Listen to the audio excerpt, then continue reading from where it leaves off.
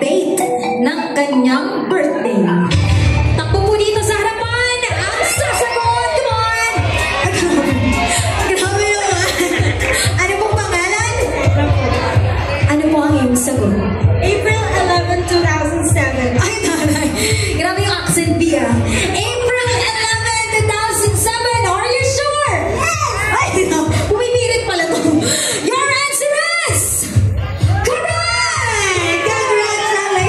Debutant, what is her full name? Come on!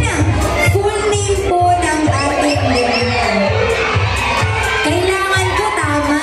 Wait lang, may nauna po tayo dito. Pero if ever naman hindi tama yung sagot niya, sige. No. Go ahead na. Charlene May Ortiza de la Cuesta.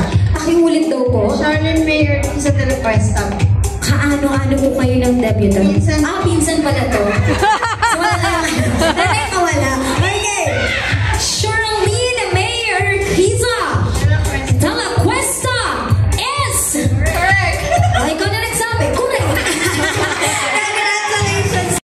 Favorite color? Wait lang. Bukod sa purple. Bukod sa purple, ano ang kanyang favorite color? Ayan tayo takbo na agad. Nagiyawan na agad. Tapos yung sinabi bukod sa purple, tumahimik ang lahat. Ano po? Yes. Try lang. Try lang. Yeah, sure. Harap ka po doon. What is your answer? Aside from purple, I believe that she likes black. Oh! Purple ganun? Sure ka naman sa black? Medyo. Okay, black. Okay. Kaano-ano mo sa celebrate? So Parang nahihirapan siya sa mga. Okay. As friend. Okay. So what is your answer again? black. Black, parang ayaw niya talagang sabihin yung black eh. No? Black is bukod po sa purple, ang kanyang favorite color ay black! Congratulations! Parang bulat kayo. Kung kilala niyo po si Sir Laldine, ano ang kanyang favorite hobby? Ano po ang madalas niyang ginagawa on her free time? O marami siyang free time. Ano po ang kanyang ginagawa or hobby? Yes, come on! Sinong sasagot? Mukhang marami siyang hobby kaya wala muna yung nagsasalita eh. Sige po. Manghula lang kayo. Yes. Yo, what is her favorite hobby? Parang ayaw yung sabihin yung sagot.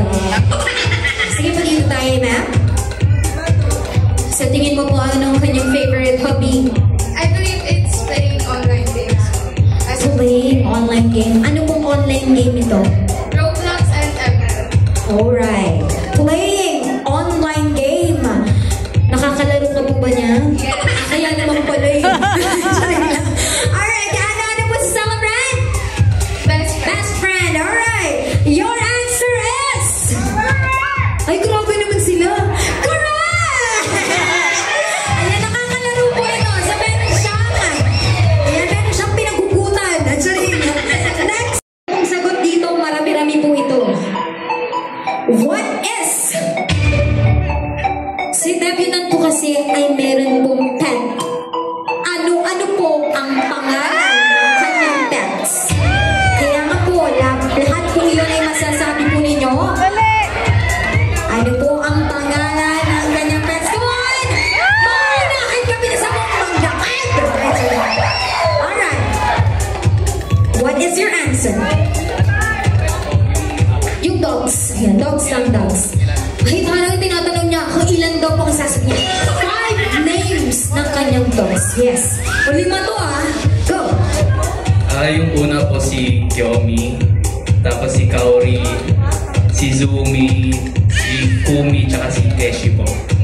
Alright. Kaya ano-ano po kayo ni-celebrate? Tara pa lang. Hoy, parang humihindi ka dyan. Alright. Your answer is... tatanungin natin yung pinsan. Ma'am, tama po ba yung sagot niya? Yes! Correct! Grabe yung energy ni Ma'am, no? Parang nakalimang kape siya. 3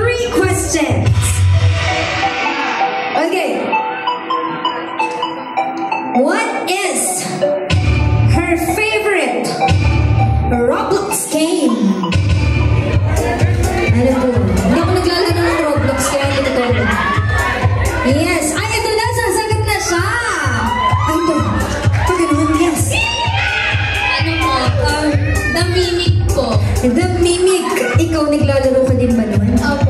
Kaya yung wala. Nakakalaro ka din si Charlene? Yes po, binubuhat po namin siya. Ay, grabe ka! Pinubuhat din naman siya. Alright, the mimic is... correct! Congratulations! Okay, we have you. Alright, kung kilala niyo po si Charlene, ano ang kanyang favorite drink? Ayan, favorite drink. Ano kaya ang binibili niya? Favorite drink po. Pag healthy living, si Charlene, mahilig siya sa tubig. Ayaw ba tubig? Ayan. Ano mo kaya ang kanyang favorite drink? Ayan. Uy, parang wala nang nakakaalam nito ah. Alright, gusto niyo po ba ng clue? Ito po ay nabibili sa tindahan. Kahit saan, nabibili po ito. Ayan. Nakalagay po sa bote. Iba-iba po yung kulay. Ano mogo-mogo po? Mogo-mogo is wrong. Hindi po mogo-mogo. Nagkamali ka na this time. Sorry. Ano po kaya ang favorite drink ng ating celebrant? Ang pangalan po ng drink na ito ay letter at number. Sito. Ano yun? Di niyo pa alam. Grabe naman. Sito. Yes. Ikaw na naman. What is your answer? Sito po. Sito is correct. Anong flavor?